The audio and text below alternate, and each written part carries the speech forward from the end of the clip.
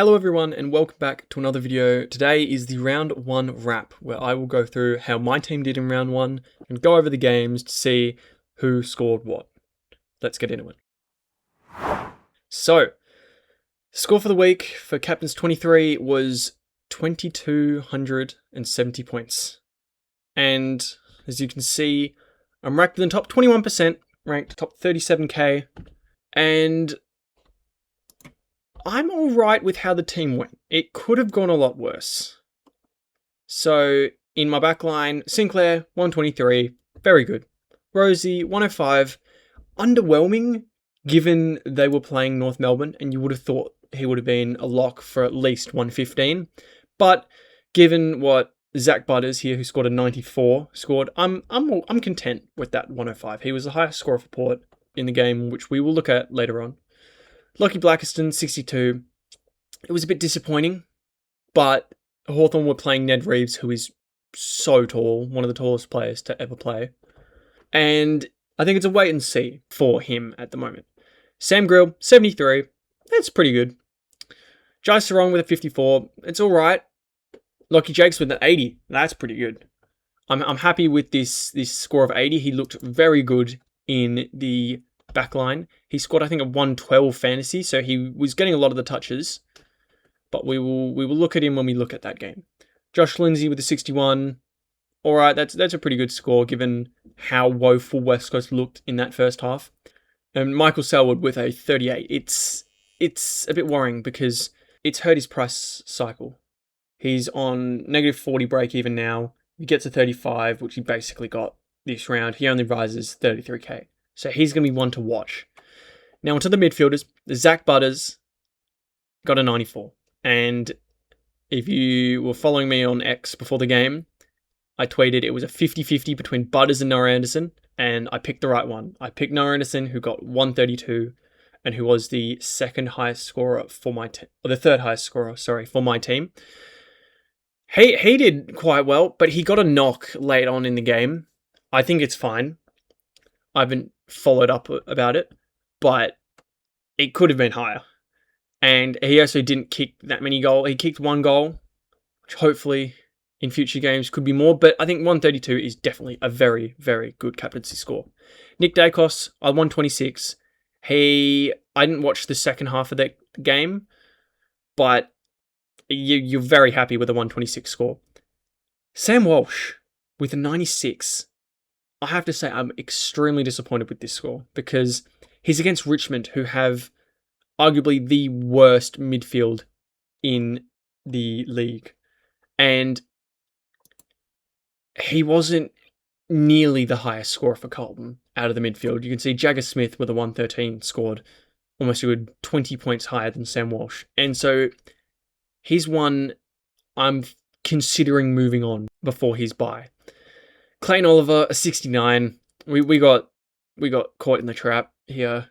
His break-even's 93. His projected's 91. He's not going to move up in price. So I think it's a shame that we got him when there were so much better options like Dan Houston or anyone else. Especially considering I have 118k left in the bank. I could have gone him up to a Luke Jackson and improved my on-field score by about 70. But, you know, it is what it is. Darcy Parish with a 93. Quite happy with that. Tanner Bruin with 110. Very, very good. Looks like the role's there. And he will be a very, very good cash cow. Should get up to, hopefully, that 450 mark if he keeps scoring like this. And someone else who could get up to the 450 mark, Jagger Smith. He had, I think, a 16 disposal first quarter. It was insane. He looked electric out there. He's definitely going to be the cash cow of the year, in my opinion.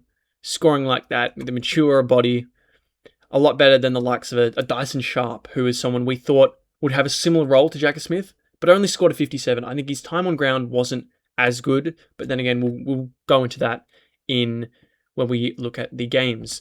Jack Carroll, a 59, and it's better than I thought he'd do. And his break-even is now negative 45, but if we look at someone like Milan Murdoch, he got a 110. And for me, it was a 50-50. It was a 60-40 between Carroll and Murdoch, and I picked the wrong one, but I'll probably trade Carroll next round or Selwood next round, depending on who scores worst. Pick up Milan, get that one price rise, and net hopefully around about 50 or 60k. Tom Lemires, very good game. 70s, break-evens negative 32. I'll have one more game before his price rise for anyone who doesn't have him. The ruck line, I think I pretty much nailed the ruck line. I got Tim English, 127, had him as my VC, of course I got no loophole, but I'm extremely happy with this score. He was one of the highest scoring ruckmans. Lachlan Kendra with an 88. While a lot of us, I think, were hoping he'd score around the 100 mark, an 88 is still a very respectable score. And Zane Zakostelski with a 62. He actually scored better as a key defender than as a ruckman. And with Harris Andrews out for at least 2 more games, that'll be 2 price rises out of him. And if he goes 60s, use SuperCoach projector here, very useful Chrome extension, he will go up by about 90k. And then you can go down to a Kalani White if he's dropped then and net a good 110k, which is extremely useful in trades. If he keeps scoring those 60s, he could get up to 300, 310 roughly. And so I think I've never actually had a good R3. All my R3s have been loopholes, whether on purpose or accidental in past years. And so it feels good to not really have any bad rookies, it looks like. However, I do have Mateus Philippou as we go to my forward line, who I think he got a corky apparently and only scored a 27, and it sucks because there was so much promise on this kid. He looked like he had the role, but it's going to hurt his scoring. And I'm going to give him one more game at least to get that price rise before potentially sidewaysing him to a Braden Cook, who had a quite good role and a good score. And for the rookies for the forward line, I know a lot of people were in the same situation as me, fielding a Philippou and a Lombard who scored a 55, whilst we had 195 points combined on our bench. We had Todd Marshall who scored 90 and Devin Robertson who scored a 105.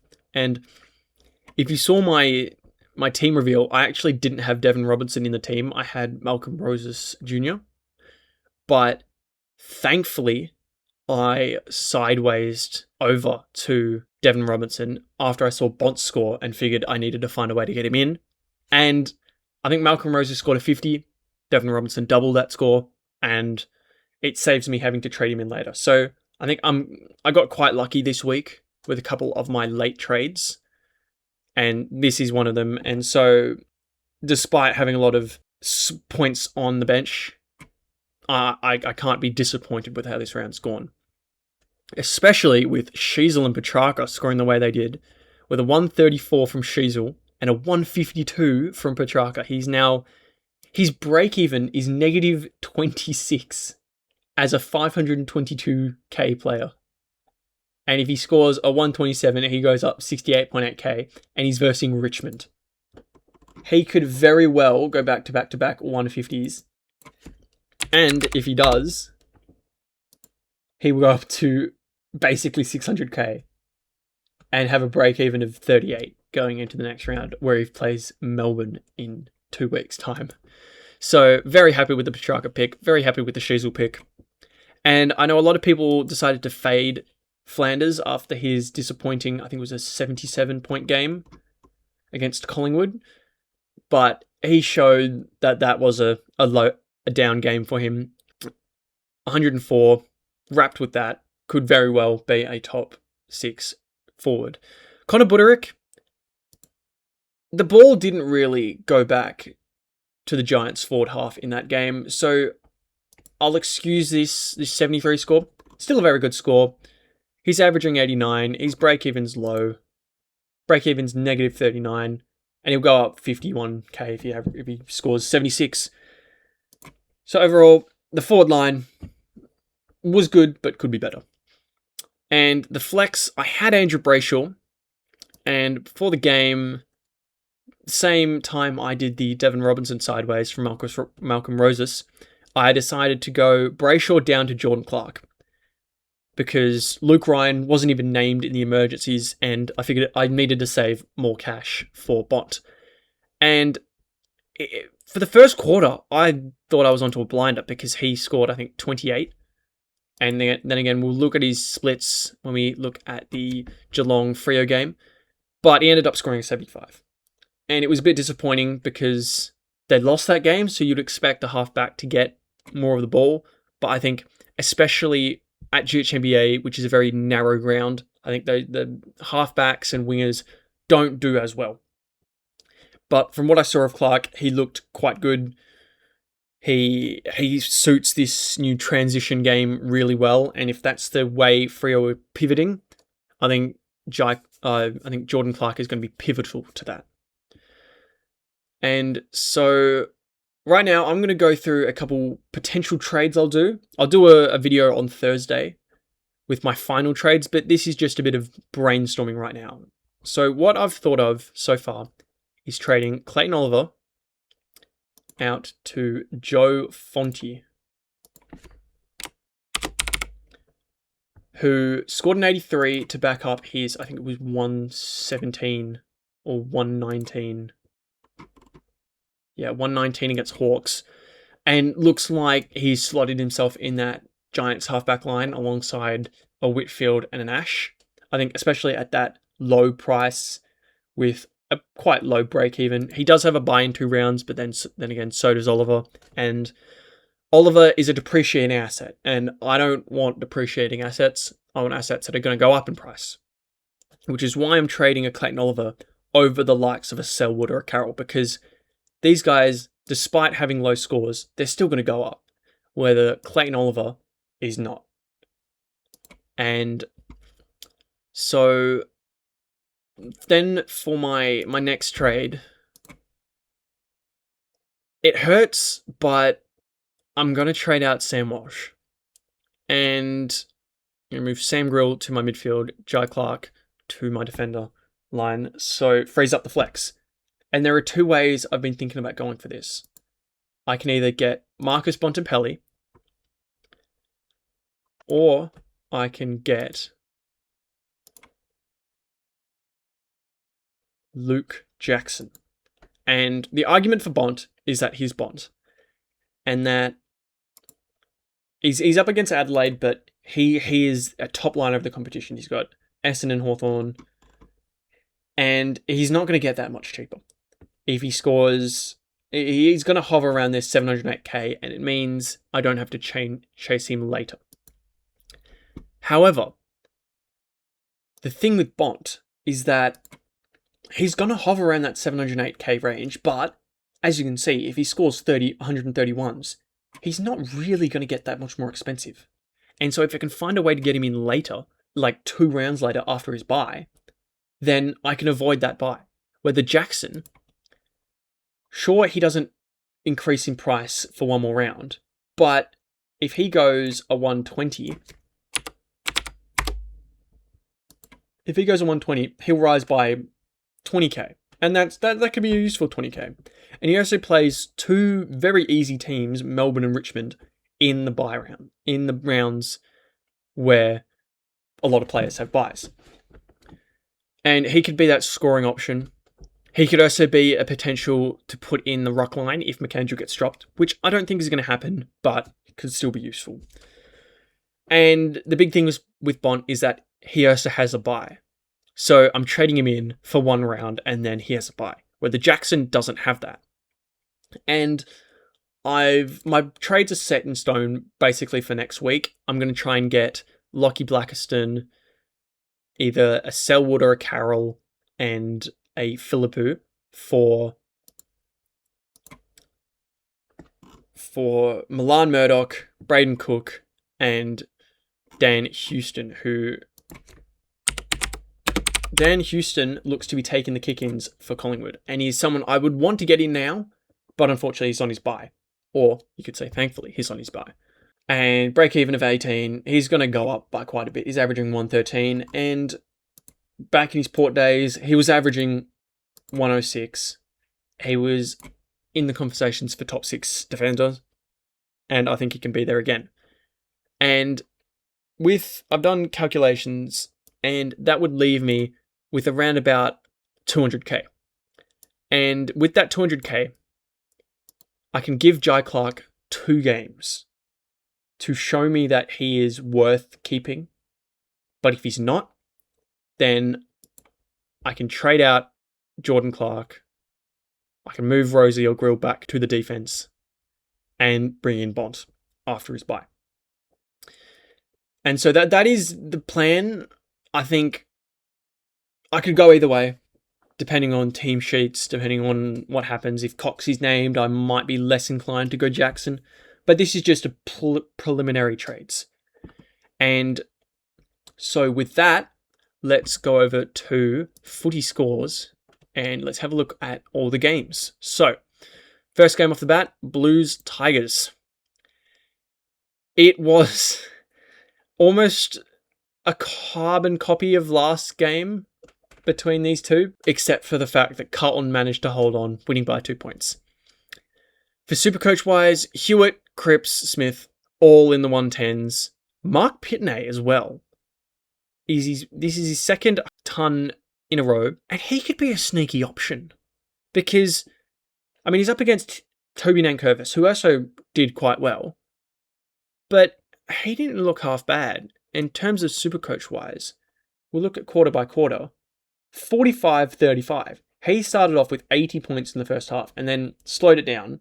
But that's still quite good.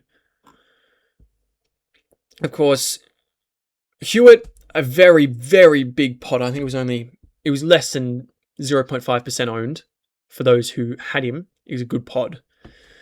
Paddy Cripps looked pretty good. Sam Walsh, as we said, didn't look good. He was the 4th highest scoring midfielder behind Hewitt, Cripps, and Smith. And it makes me less inclined to keep him if he's going to be second or third fiddle to these guys. Going through the rest of the team, Harry Dean with a 38. Those who picked him, I think it would be a very good trade out. Don't really think there's anyone else from Carlton on to Richmond. Jaden Short got 134. Don't jump on him. He's done this in previous years where he's come out scoring really well and then turned into a spud. Tim Taranto, he only had 3 clangers. He usually averages like 9. Toby Nankervis, don't pick him. Sam Grill, 73. You'll take it. It's a very solid score. And disposal efficiency was quite good, but no clearances, few contested possessions, which is what he really prides himself out. I think was a real highlight of him out of the Coates Talent League. And it'll be a good start to his cash generation. Josh Gibcus, a 58, a 56. Is a bit to be desired, but overall, not a bad score. And Sam Lawler, for those who picked him, a 75. It's a bit underwhelming for someone who, let's have a look at centre bounce attendances. He only had 65%. You'd want him to be up around this 75%. He's behind Jack Ross, which is not ideal. I think I'd say as a hold, especially with the round 3 bye coming, where most teams would have Lombard, Petrarca, and Buderick. So if you trade him out, you're trading out someone who doesn't have an early bye, but I wouldn't fault you for doing so. On to the Hawks-Bombers game, and my Hawks won by a massive margin, 62 points. Zach Merritt scored a 139. I wanted to pick him, but I wasn't sure of it, and I didn't pick him, obviously. For those who did, a 140. He just showed us who he is again. He reminded us who he is and how good he is. Mason Redman, good game. Sam Durham, good game. Parrish only had the 69% time on ground and scored a 93. And if you look at the centre bounce attendances, he only had 54. And he should be above Archie Roberts. He should be up around that Zach Merritt, Jack Caldwell 70 mark. And if he gets back up there, he could be a very, very good scorer. He could score 100 every week. He could be what Clayton Oliver should have been for about 200k cheaper. Lockie Blackiston, the role is there.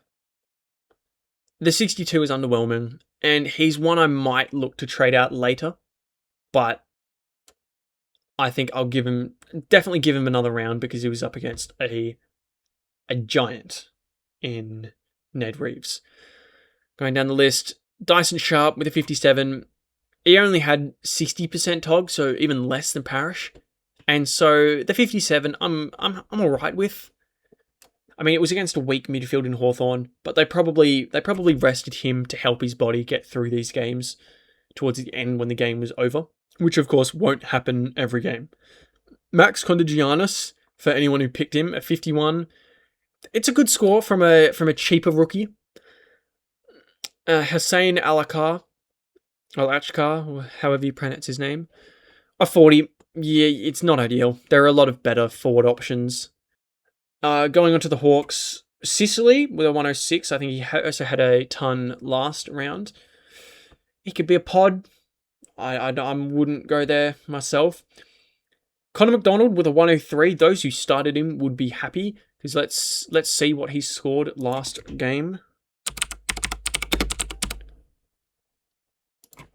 Connor McDonald at an average of 98.5. He scored a 94 last game, a 103 this game, and he'll be a good scorer, yeah, but I think there'll be better scorers. Sam Flanders will be a better scorer than him at an equivalent price, so I wouldn't rush to trade him in, especially given he has a bye in round 3. Ned Reeves could be an interesting pot option because let's go back to this and see what his price is. It's 242. And so he's only played one game. He didn't play last game. He'll play next round, then he has an early bye. And so he could be a potential trade-in as a pod because if he's playing... He looked amazing against Essendon. And if he's playing a similar ruck split with Meek, let's have a look at the CBAs. 51%, 49%. It was 50-50. And he still managed to score a ton. And so he could be a very, very sneaky option for those who pick him. No rookies for Hawthorn. Sam Butler, but he scored a 29. And at that price, no thank you. And so we'll go to the Bulldogs Giants, where Marcus Bontempelli reminded us who he is. And he scored a 160 against a fairly strong Giants team. I mean, they had Callahan back. I mean, of course, they don't have Green, but you had Oliver, you had Cornelio. It's not a bad midfield to score 160 against. It was so annoying watching him, knowing that I had him in my team and I decided not to start him because I didn't think the scoring would be there. Of course, I don't think he got tagged by the Giants because I'm looking at this list and I do not see a Toby Bedford. And so this just shows what Bont can score when he's not tagged, and it's 160. It's really good. He got 3 goals, 1. 83% time on ground, good. 73% disposal efficiency, that can be improved. But overall, it's just a dominant performance from Bont. Tim English was looking really good. His quarter by quarter was underwhelming. He was at about a projected 105 and then scored 50 in the last quarter.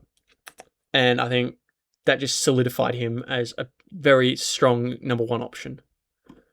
Libba, I know there's quite a few people who start him as a pod every year, and they were rewarded. I just think he's probably going to get concussed at some point and then have to retire.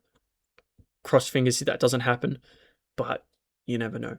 Ed Richards, it must have been so painful for everyone who started Bont and then went down to Ed Richards when Ed Richards scored that big score last week. He only scored a 90. It was underwhelming. And yeah. Lockie Jakes, an 80 in SuperCoach, a 112 in fantasy. He had 29 touches, the equal second highest for the Dogs. And he looks so solidified in that team. And I know it's Bevo, and I know he's probably going to play him forward pocket next game, but he is a very, very safe fieldable rookie, in my opinion. Kicking at 69% disposal efficiency, it's a lot to be improved. But that just shows that he could score even more.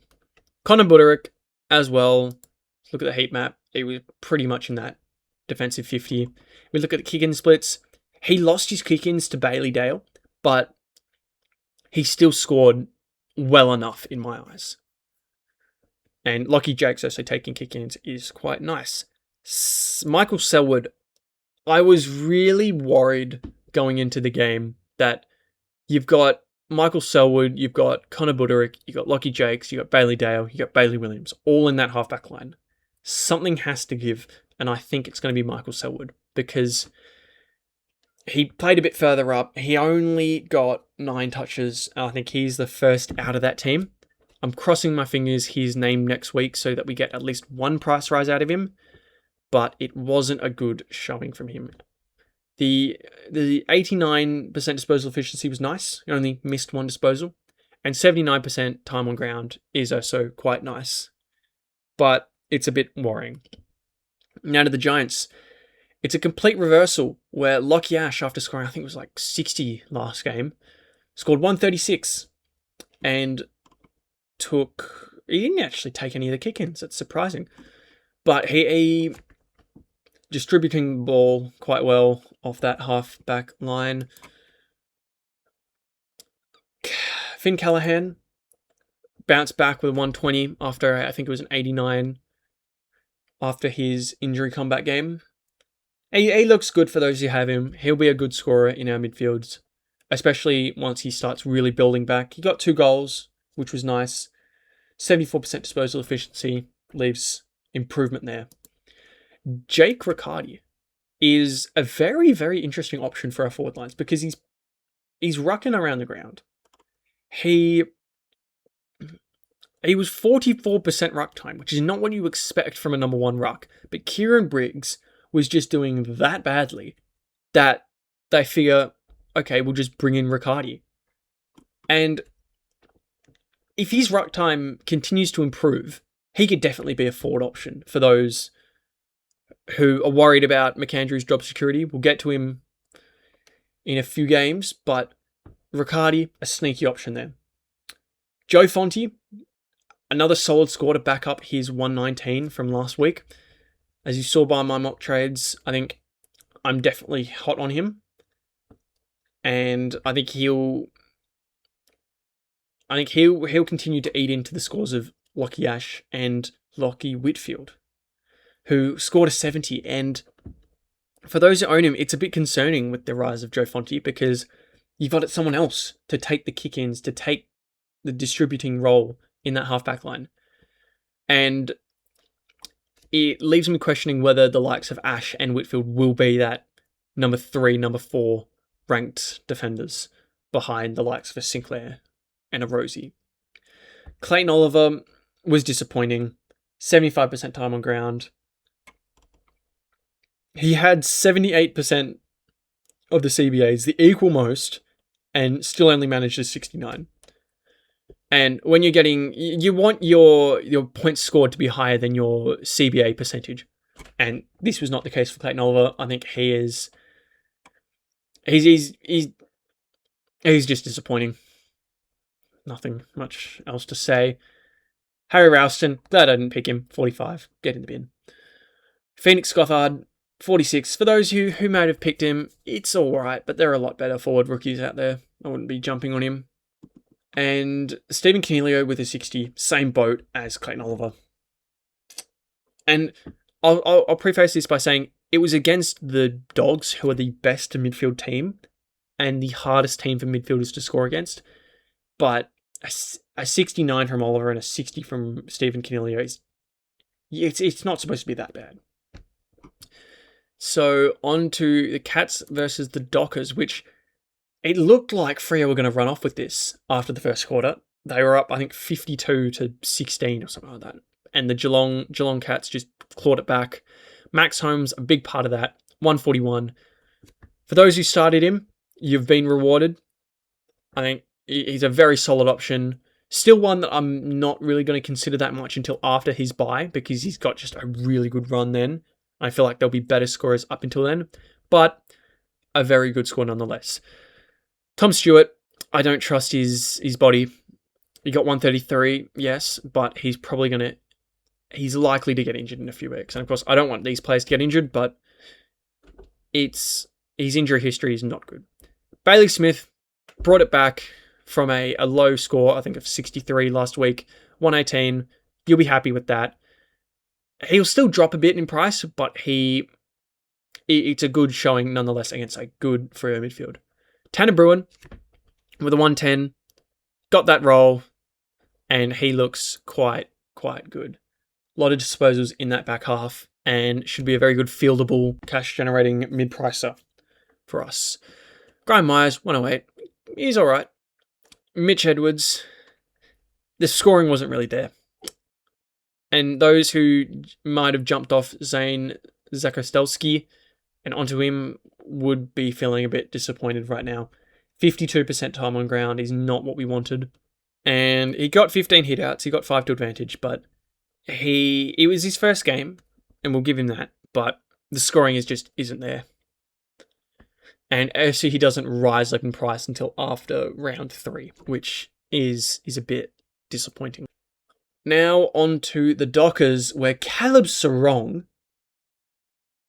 with an 80-point fourth quarter, he was nowhere near anyone's calculations for the highest score in this game until the last quarter. I don't know, because I wasn't really watching it after that, because I was more trying to figure out any way I could switch to free up more cash for Bond.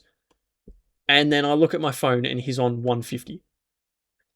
It's a very good showing from him.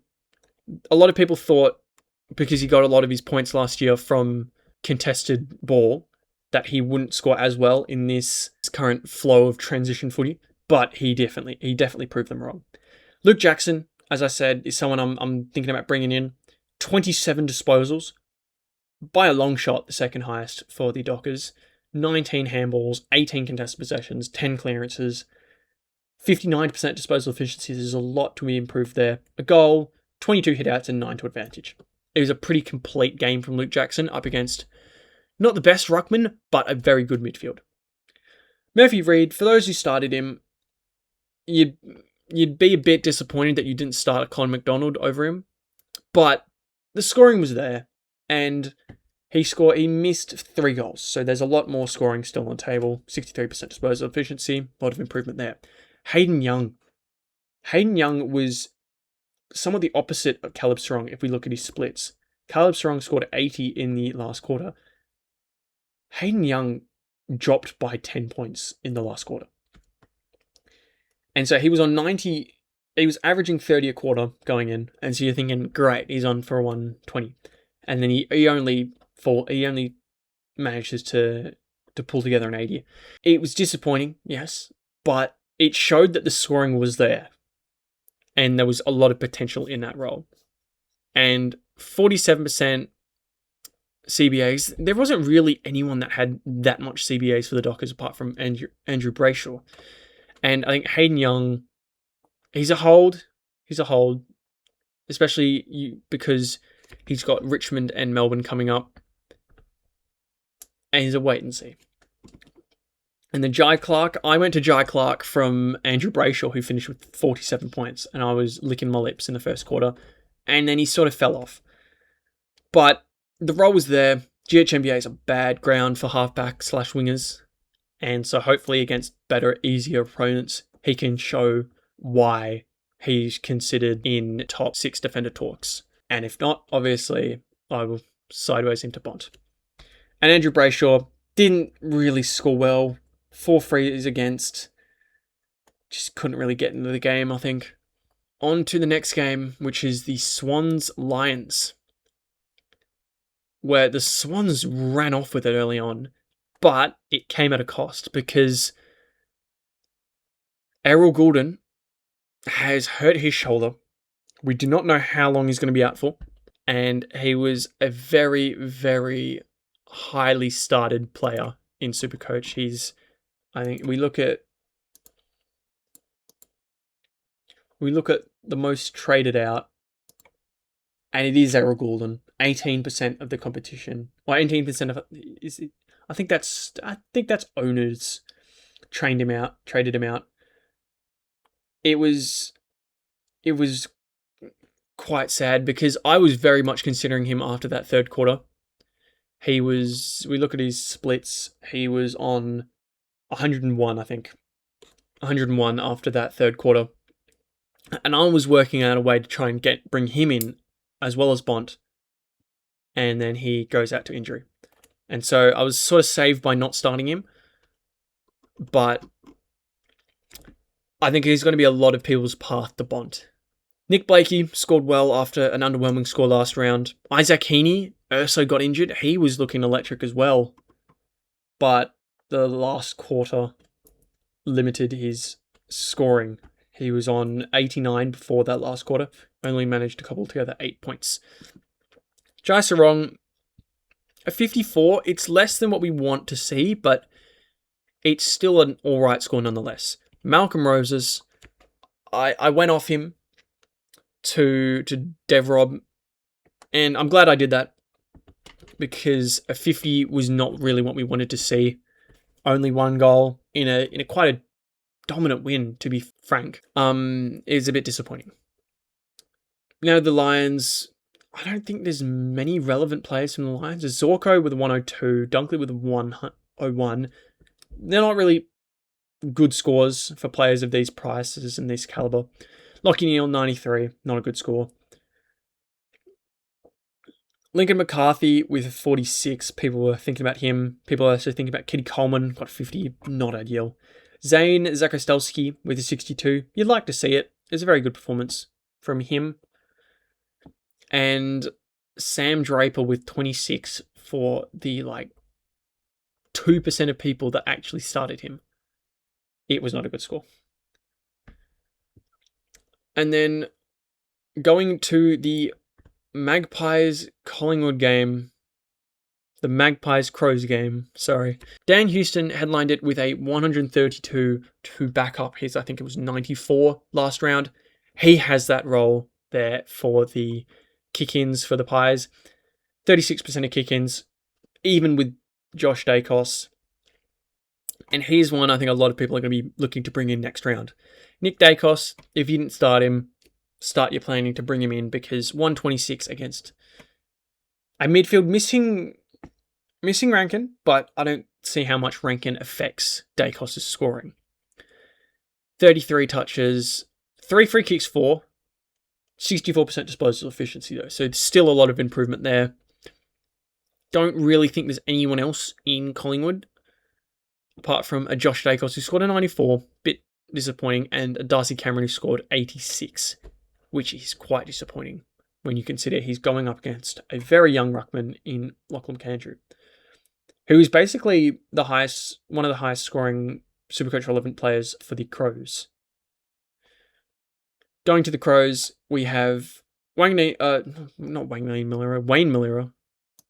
for the Crows. 142, good score, but I don't really think he's that Supercoach relevant. Those who took a punt on Josh Worrell were rewarded with a 116 score. He looks good. He could be in conversations for top 10, top 8, top 6 defender. Braden Cook is a pick that a lot of people had but jumped off after the preseason game. But he showed he has the role there. A 92 score is going to be one a lot of people look to bring in next round on his bubble. Dawson, people who started him were disappointed. A 91 is not what you want from Dawson. It's not like he was playing majority forward. He just didn't really get into the game that much. And those who might have put Toby Murray in their team, a 12, it was disappointing. 32% time on ground. He was effectively the sub. And onto the Kangaroos Powers game. A very, very big upset with the Kangaroos winning by almost 50 points in quite a dominant performance. Luke Parker, it could be an interesting pick for those who want to take that punt. Dylan Stevens, not really Supercoach relevant. Harry Sheasel, 134. For anyone who faded him, he was, I think, He's one of the highest owned players, and so pretty much everyone got that 134. Typical Harry Sheasel game. Tristan Sherry, a 128. It's a very good score, and I think his work rate was pretty good. As you can see, he got 19 touches, 10 tackles. He managed to get to pretty much all the ruck contests. It was a good showing from him. LDU, 104. It's a solid score. A very solid score. Better than the likes of a Walsh or a Clayton Oliver, who were in his price range. Tumbler Myers with a 70, quite good. Lockie Doverston with a 42, though, is not that good. He was not looking good at all for the first 3 quarters. Go and look at his quarter splits. He had 1 and 5. He had 6 points in the first half, 15 in the third quarter, 21 in the fourth. It's not an ideal score, especially when you had someone on the other team who's at a similar price range who got a 90 in Todd Marshall, but it came at the cost of his ankle. He hurt his ankle towards the end of the game, and well, we don't know how bad it is yet. It didn't look too bad. It looks like he might only be missing 1 or 2 weeks, but that's just my estimate. But I'd still say he's a hold. The 90 in this price cycle, it will very much help his cash gen. Connor Rosie, top scorer for the Port Adelaide Power, 105. It was pretty good in a loss. You know, I think it was just could be a floor game for him. Zach Butters, a very, very disappointing showing for the 33% of SuperCoach players in general that captained him. And if those who captained him over Noah Anderson lost 40 points there, which is quite a lot of points. But I think he's still one of the best players in the competition. It's a down game from him, and I think he'll be able to recover this. Dante Vizentini, for those who are looking to start him, got a 62, not really worth that 300k price range. Jack Watkins, 45. For those who started him over Milan Murdoch, would be disappointed, especially given what Murdoch scored, which we will go over in 2 games' time. Onto the Demons Saints. And the stats were not available for the first half, which was quite annoying. But starting off with the Ds, Gorn, 122. It's a good showing. A very good showing. Not as good as English or Sherry, but you know, he showed what he can do against a very good ruckman in Tom de Koning. Going down the list, Kazai Pickett, 74 for those who kept him. It's disappointing. Xavier Lindsay with a 71 is good. Caleb Windsor with a 70 was disappointing because he was looking, of course we don't have the quarter numbers, but he was looking quite good early on. I think he got like 30 points in the first quarter, but he sort of tapered off. Rivers, 55, not a good pick. Harvey Langford, anyone who picked him, it wasn't a good showing at all. And Latrell Pickett with a 45.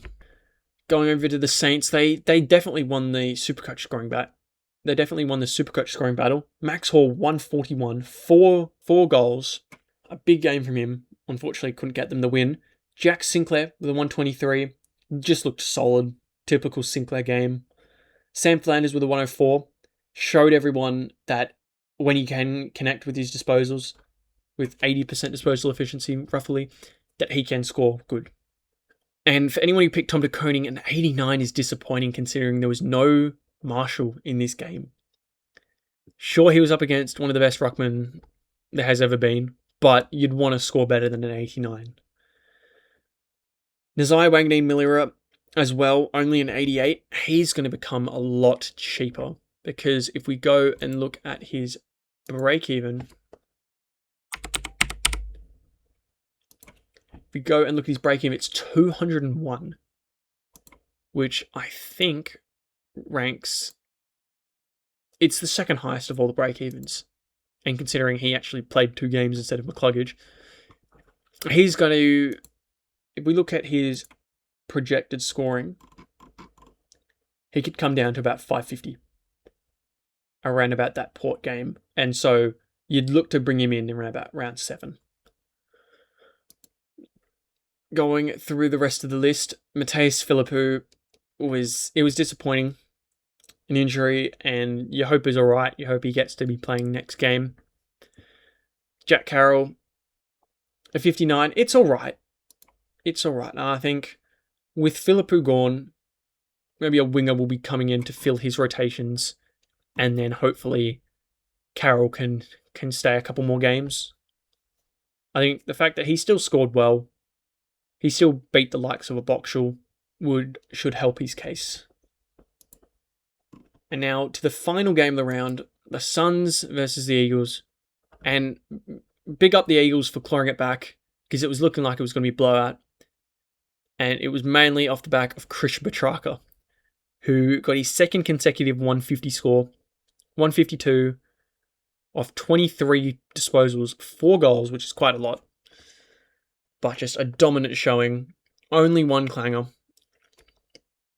And if you don't have him, you have to bring him in now, because as we showed before, he could rise about 100k. Jared Witts, no one's really picking him for SuperCoach, and let's face it, he was against Matt Flynn and Cooper Duff-Tyler. Noah Anderson, he scored what we all thought he could score after that 100 last round, and he got hurt in that towards the very end of the game, but I think he's fine. He looked up and fine afterwards. 34 touches as well, looked very good. Took Miller, anyone who picked him, 103. You'd be content with that. There were better options at that price, but he'll be a good scorer. For those who picked Zeke Hewland at 23, get off him because he's going to lose price. He's going to lose cash instead of gain anything.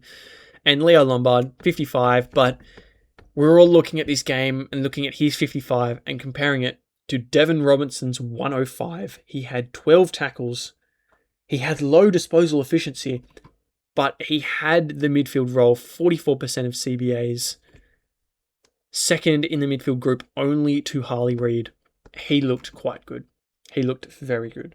Someone else who looked good in their first game was Milan Murdoch, who got 110. Anyone who took the punt and started him, you've been rewarded. You've saved a trade. And he looks like he will have just rock solid job security from here on. Tom McCarthy, an 86. It's disappointing, yeah. And I'm glad I didn't end up picking him, because you don't really want to see an 86. You look at CBAs, he only got 35% of CBAs. That's not what we hoped he would get. Harley Reid, an 83.